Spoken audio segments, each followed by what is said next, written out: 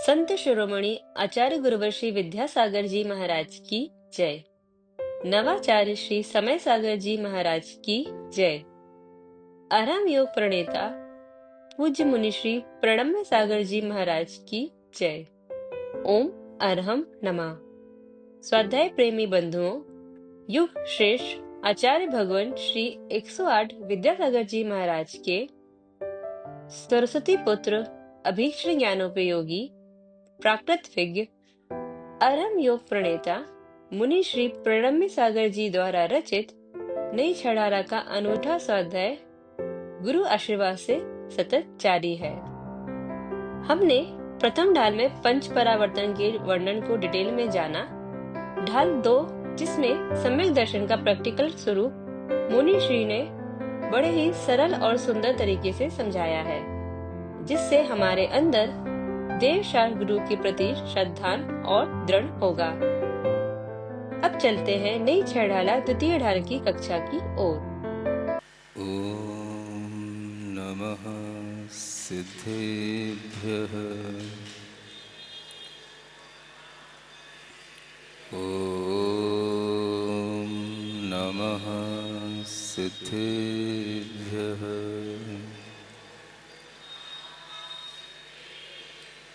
ओम नमः सिद्धेभ्यः।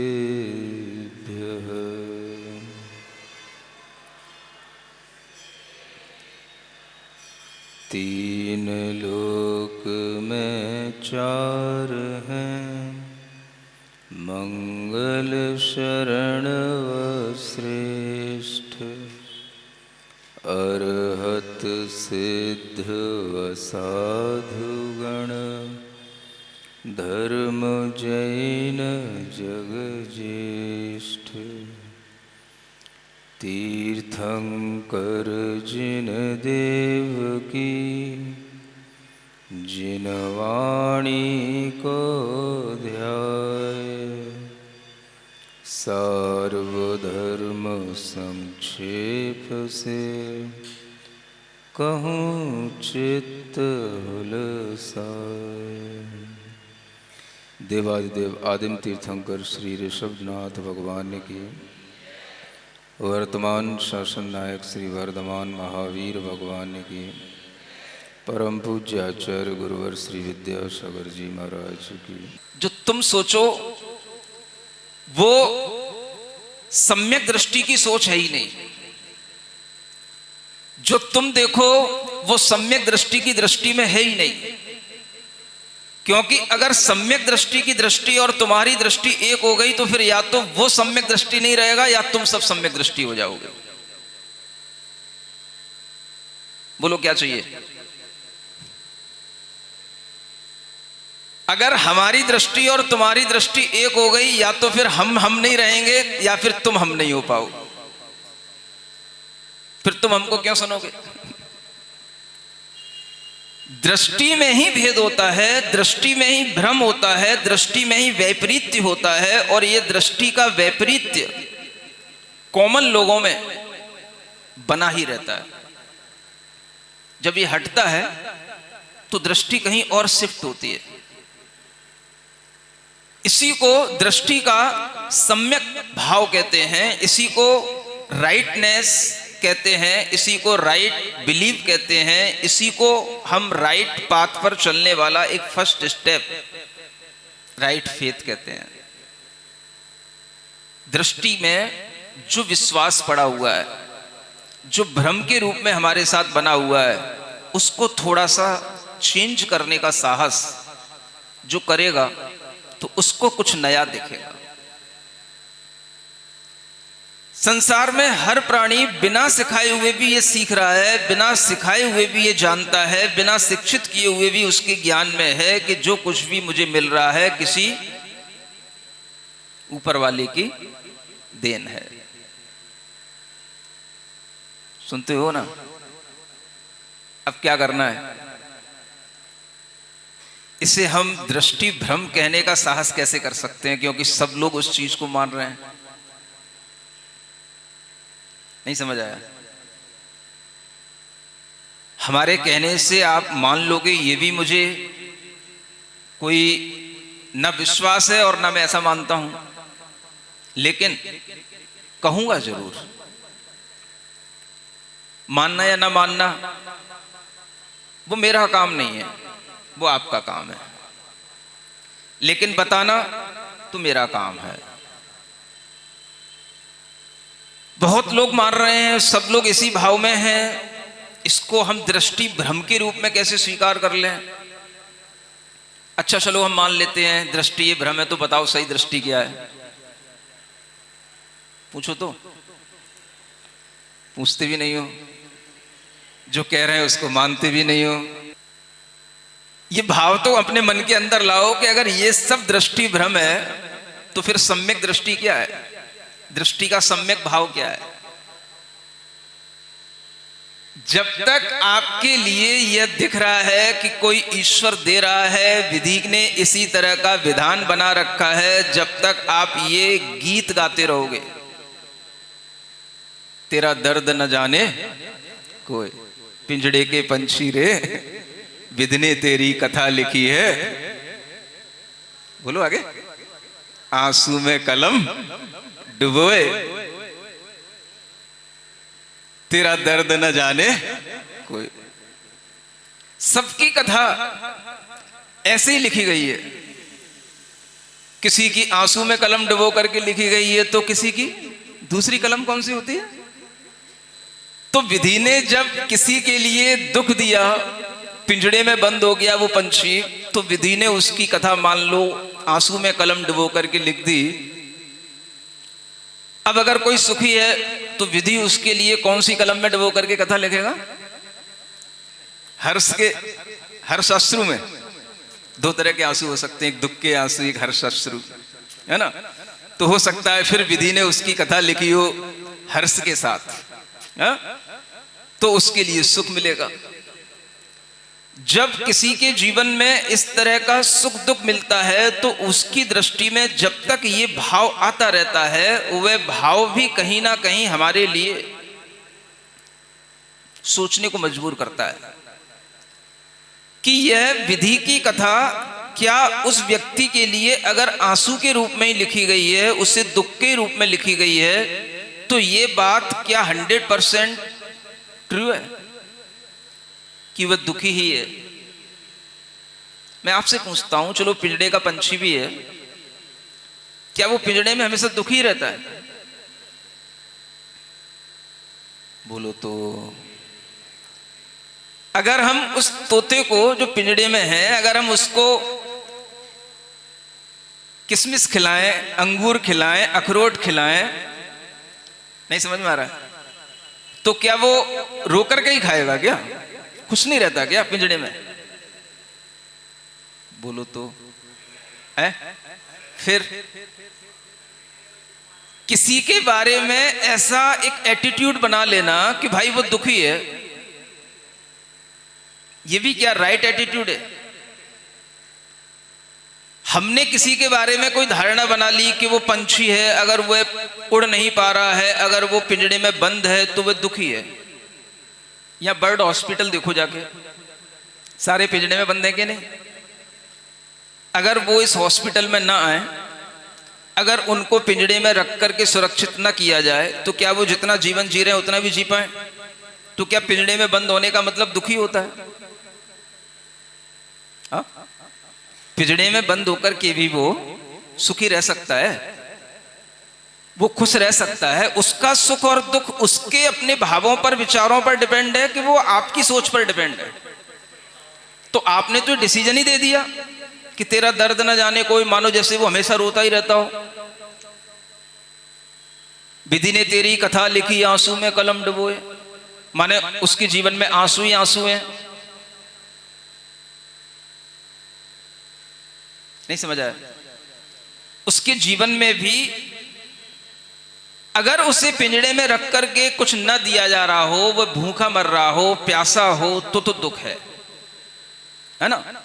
अगर उसे समय समय पर जो पालतू हो जाता है उसे उड़ा भी दिया जाता है और उड़ करके फिर वो वहीं पे आ जाता है, उसे पिंजड़ा भी अच्छा लगने लग जाता है और वो उसी पिंजड़े में जाता है। तो इसमें जब वो अपनी इच्छा से कर रहा है तो अब इसमें दुख किस बात का? इसी को कहते हैं अनेकांत दृष्टि। जब आपके सामने से दृष्टि भ्रम हटेगा तब आपके ज्ञान में वह अनेकांत दृष्टि आएगी, अनेकांत दर्शन आएगा। और जब ये अनेकांत दृष्टि आपकी खुलेगी तभी आपके सामने से दर्शन मोह का भ्रम हटेगा। जब ये दर्शन मोह का भ्रम हटेगा तो उसी का नाम सम्यक दर्शन कहलाएगा।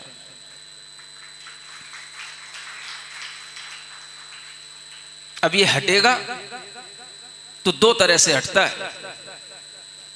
या तो आपके अपने किसी भी तरह के पुरुषार्थ से हटे, या आपका कोई पिछला भाग्य हो जो आपको अपने आप कुछ ऐसा निमित्त जुटा दे जिससे कि वो आप उस तरह से, उस भाव से वो पुरुषार्थ करने लग जाए।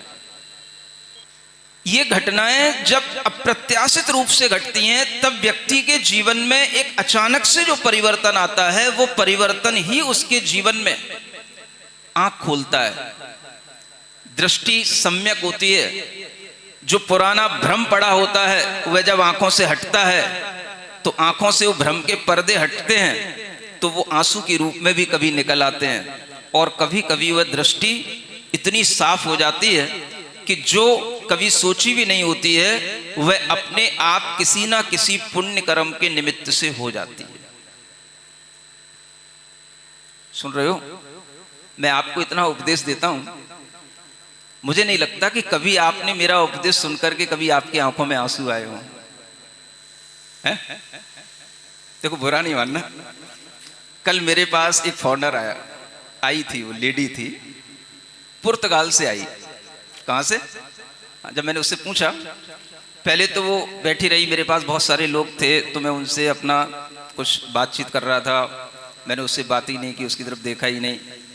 फिर जब मुझे लगा कि थोड़ी देर ये बैठी है तो इसको कहीं, मतलब इतनी दूर से आई है तो चलो कुछ बात नहीं, चलो इसकी तरफ थोड़ा सा ध्यान देते हैं। तो पहली बार में तो ऐसा लगा कि जैसे इतनी देर में तो कोई भी विदेशी होता तो अपने आप उठ के चला जाता कि चलो महाराज किसी दूसरे से बात कर रहे हैं, दूसरे काम में लगे हुए हैं, वो तो उठ के ही चला जाता। लेकिन वो बैठी रही तो मेरे मन में आया चलो थोड़ा सा इससे बात करते, पूछते हैं क्या है। तो उससे पूछा कहाँ से, वेयर फ्रॉम, तो उसने बताया पुर्तगाल से। फिर बैठी रही, थोड़ा सा उसको मैंने ओम अरहम नमः का मंत्र जाप जो मैं सिखाता हूँ वो सिखाया उसको। तो बड़े अच्छे ढंग से उसने वो ओम अरहम नमः की चैंटिंग की। फिर उसको सामने भगवान बैठे थे, मंदिर में ही बैठा था, तो मैंने उसको बताया कि ही इज जिना। तो वो कहती है ही जस्ट लाइक बुद्धा। तो हमने कहा no no, he is not a Buddha, because there is difference between Buddha and Jinnah. Buddha always we see in the position of blessing, and Jinnah always sit in the meditation position, meditative position. तो उसकी समझ में आया कि बड़ा difference है बुद्ध में और जिन में। तो फिर उसको बताया कि when we attain the supreme state of soul, we always live, we always reside in infinite bliss। तो उसके अंदर ये सब सुनकर के इतना भाव पैदा हुआ, वो एक तरफ भगवान को देख रही है, एक तरफ मुझे देख रही है।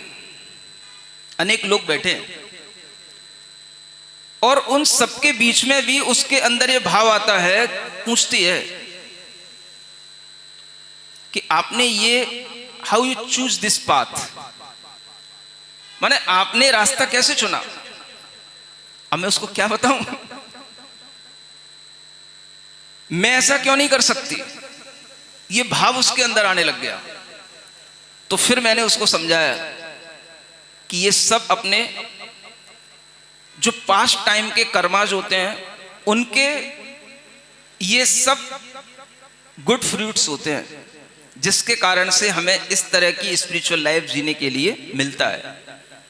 आपको तो पहली बार ये देखने को मिला, उधर पुर्तगाल में तो ये सब कुछ होता ही नहीं। आप फर्स्ट टाइम इंडिया आए, फर्स्ट टाइम आपने जैन टेम्पल देखा, जैन सेंट देखा, तो वो इतनी ज्यादा अपने अंदर खुश हो रही थी उस समय पर कि अगर आप देखें उसको, कहीं दिखाया जाए तो देखो इसे दिखाया जा रहा है आपको। वो इतनी भीतर से, मतलब जैसे बता रही थी, मैं रोमांचित हो रही हूँ, मेरे रोम खड़े हो रहे हैं, जो हर्ष से जिसे कहते हैं पुलकित हो जाना, वो उसके अंदर हो रहा था। मेरा एक्सपीरियंस में कह नहीं पा रही, आंखों से उसके आंसू आ रहे, वो बार बार आंसू पहुंच रही। I am so much lucky, ऐसा वो बार बार कह रही, मैं बड़ी लकी हूं जो मैं यहां आई, मैंने ये सब देखा। ऐसा कहते कहते उसके आंखों में आंसू ही आ रहे हैं और वो बार बार अपनी आंखों से आंसू पहुंच रही है। सुन रहे हो? ये पहले दर्शन में जब हो जाता है ना, तो इसी से सम्यक दर्शन की शुरुआत हो जाती है। उसका नाम था सोफिया। उसके माता पिता क्रिश्चियनिटी से संबंध रखते हैं, वो थोड़ा बुद्धिज्म को समझती है, जैनिज्म तो उसने कभी समझा ही नहीं। तो पहली बार आकर के जब उसने भगवान को भी देखा, चंद्र प्रभु की मूर्ति, तो वो देखती रही। उससे ओम अरम चैंटिंग करने के बाद जब उसको देखा तो वो अपने आप कर रही है। ऐसे पहले भी कई बार हुआ, और भी फॉरेनर्स आए, उनका इतना मन लगता है कि वो करते रहते हैं। मेरे पास ही टाइम नहीं होता तो मुझे कहना पड़ता है ओके। कल भी वो उठना नहीं चाह रही थी, मुझे उठना पड़ा कि मेरा टाइम हो रहा है, मुझे क्लास में जाना है। मतलब कि व्यक्ति के लिए जब इस तरह का कोई भी निमित्त मिलता है, इस तरह से उसके अंदर चेंज दिखता है, तो लगता है इसके कर्म मेल धुल गए, इसका दर्शन मोहनी कर्म अब दूर हो रहा है। अब इसके अंदर ये भाव आ रहा है कि ये चीज मुझे कैसे अचीव हो, ये वो भाव कर रही है। सम्यक दर्शन की भूमिका किसी भी जीव के लिए इसी तरह से बनती है। और तीर्थंकरों ने तो ये कहा, जैनाचार्यों ने ये कहा कि ये भूमिका किसी भी व्यक्ति के साथ बन सकती है, चाहे देश का हो, चाहे विदेश का हो, चाहे अपनी जाति का हो, चाहे किसी भी जाति का हो, यहां तक कि कोई मनुष्य हो, जानवर हो, पक्षी हो, तोता हो, मैना हो, कबूतर हो, चिड़िया हो, कोई भी हो, कुत्ता हो, बिल्ली हो, चूहा हो, किसी के साथ भी ये भूमिका बन सकती है। कोई भी व्यक्ति अपने दर्शन मोह को दूर कर सकता है और उसके अंदर ये भाव आ सकता है कि मुझे भी ऐसा सुख मिले, मुझे भी ये चीजें प्राप्त हों। ये जब भाव आपके अंदर आएगा तो उसी से भीतर का दर्शन मोहिनी कर्म जब दूर होगा तो वही आपके अंदर उपशम सम्यक दर्शन, क्षयोपशम सम्यक दर्शन की भूमिका बनाता है। समझ में आता है? इसलिए कह रहा था, अब आपको न तो भगवान के दर्शन से कभी हर्ष अश्रु निकलते हैं, न कभी उपदेश सुनकर के निकलते हैं, कभी आपके हृदय में भींगापन आता नहीं। ऐसा लग रहा है कि सारे सम्यक दृष्टि हो चुके हैं। और क्या कहूं, सब में क्षयिक सम्यक दर्शन हो गया, ऐसा लगता है।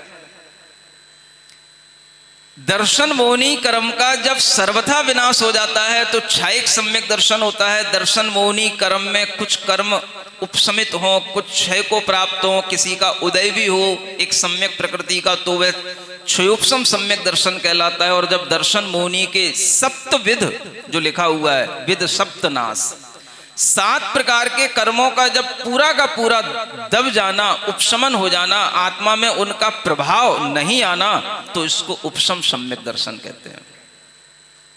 सबसे पहले अगर कुछ आत्मा में अनादि काल से उत्पन्न नहीं हुआ और होगा तो उसका नाम होता है उपशम सम्यक दर्शन।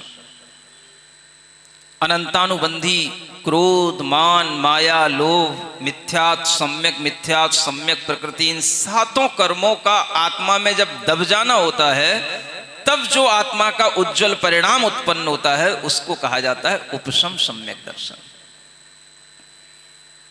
एक अंतर मुहूर्त तक वह परिणाम चलता है, फिर उसके बाद में जब सम्यक प्रकृति का उदय आ जाए बस, और बाकी की 6 प्रकृतियां दबी रहें, तो इसको कहते हैं क्षयोपशम सम्यक दर्शन। और जब आत्मा में इन सातों प्रकृतियों का क्षय हो जाए, इन सातों कर्मों का विनाश हो जाए, तो उसे कहते हैं क्षायिक सम्यक दर्शन। ये सम्यक दर्शन आत्मा का परिणाम, आत्मा का भाव, जीव का शुद्ध स्वभाव, ये तब उत्पन्न होता है जब बाहरी भ्रम टूटे। कौन दे रहा है, किसने विधान हमारा लिखा है, जब तक हमें किसी विधाता, किसी ईश्वर की तरफ हमारा ध्यान रहता है, तब तक हम भीतर अपने कर्म पर अपना ध्यान नहीं दे पाते।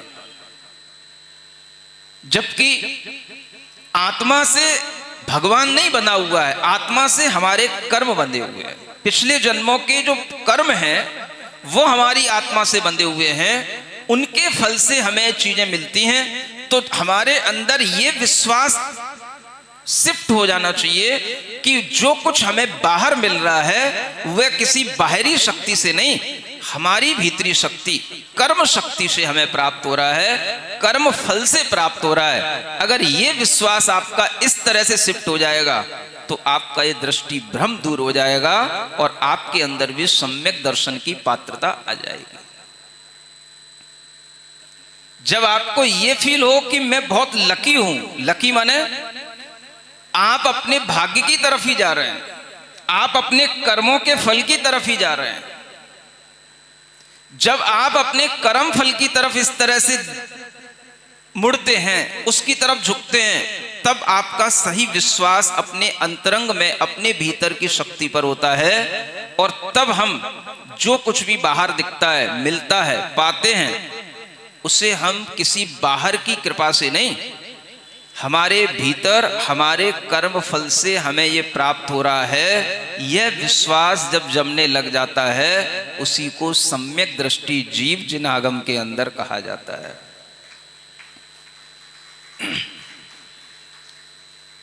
भगवान हमारे सामने होंगे, निमित्त होंगे, लेकिन उनके भी द्वारा हमारे ही कर्म अर्जित किए जाएंगे।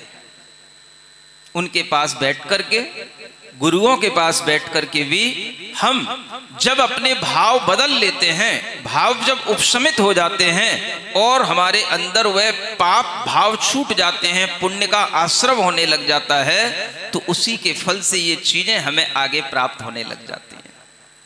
तो मैंने उससे ये भी कहा, आज तुम्हें जो ये भाव आ रहा है, ये जो आज तुमको फीलिंग हो रही है, आज तुम्हारे लिए जो ये आंखों में आंसू आ रहे हैं, ये जो अच्छा लग रहा है कि मैं यहाँ देखूं, यहीं पर बैठी रहूं, तो मैंने उससे कहा यही तुम्हारे लिए आगे चल करके ऐसे कर्मों के रूप में फलित होगा कि तुम्हें यहाँ पर बैठने के लिए, इस जिनालय में आने के लिए यह कर्म फल अपने आप कारण बनेगा। यात्रा ऐसे ही शुरू होती है। मेरी भी यात्रा ऐसी शुरू हुई होगी पिछले कर्मों के फल से, तुम्हारे लिए भी यात्रा ऐसी ही शुरू होगी। ये सब जब किसी की समझ में आ जाता है ना, तो बस इसी को कहते हैं ट्रांसफॉर्मेशन। अब चाहे इसको ट्रांसफॉर्मेशन ऑफ एनर्जी कहो और चाहे ट्रांसफॉर्मेशन ऑफ नॉलेज कहो, ये ट्रांसफॉर्मेशन जब हो जाता है तो भीतर का वह दृष्टि मोह, वह पर्दा हट जाता है और सम्यक दर्शन का वह भाव उत्पन्न हो जाता है। उसी का नाम फिर बाद में उपशम सम्यक दर्शन, थोड़ी देर के लिए रहे तो, और अगर थोड़ी और अधिक समय के लिए रहे तो क्षयोपशम, और हमेशा के लिए बना रहे तो क्षायिक नाम से वह जाना जाता है। सुन रहे हो ना? तो इन तीन सम्यक दर्शन की प्राप्तियां इस पंचम काल में नहीं हो पाती, लेकिन दो सम्यक दर्शन की प्राप्तियां तो इस पंचम काल में भी होती हैं, किसी भी जीव को होती हैं।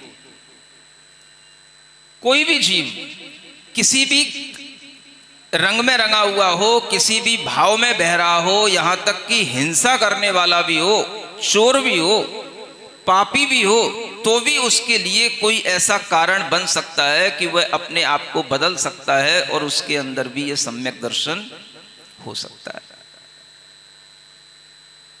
कौन से सम्यक दर्शन? दो तरह के, उपशम और क्षयोपशम। मिथ्या परिणति, मिथ्या भाव, कषाय शांत हो जाएगी, उपशम होगा, और फिर शांत होने के अंतर मुहूर्त के बाद में आपके लिए आपका ही कर्म, जिसे सम्यक प्रकृति कहते हैं, वो आपके उस सम्यक्त्व को बनाए रखेगा लंबे टाइम तक, जिसे क्षयोपशम कहते हैं। बस ये सबसे बड़ी उपलब्धियां हैं आत्मा की, तो इसी के लिए पुरुषार्थ करना है। सिरिजिणवाणी जग कल्याणी जग जन मदतम मोहरी जणमण हारी गढ़हर हारी जम जरा भव रोग हरि तिथ्य राणम दिव्य झुणिम जो पड़ई सुणई मय्ये धारई राणम सौख मणंतम धैर्य सासद मोक्ष पदम पावई सासद मोक्ष पदम पावई। नई छह ढाला आज का सवाल प्रतियोगिता में आप सभी का स्वागत है। आज का सवाल है, सम्यक दर्शन की भूमिका किसके लिए बन सकती है? केवल जैनों के लिए, केवल मनुष्यों के लिए, केवल पशु पक्षी के लिए, या सभी पंचेंद्रिय जीवों के लिए? कल के सवाल का सही उत्तर है दृष्टि भ्रम। आप अपना जवाब हमें कल शाम 5 बजे तक भेजें। 3 भाग्यशाली विजेताओं को मिलेंगे आकर्षक उपहार। अपना जवाब भेजने के लिए लिंक पर जाएं या QR कोड स्कैन करें। ओम अरहम नमः।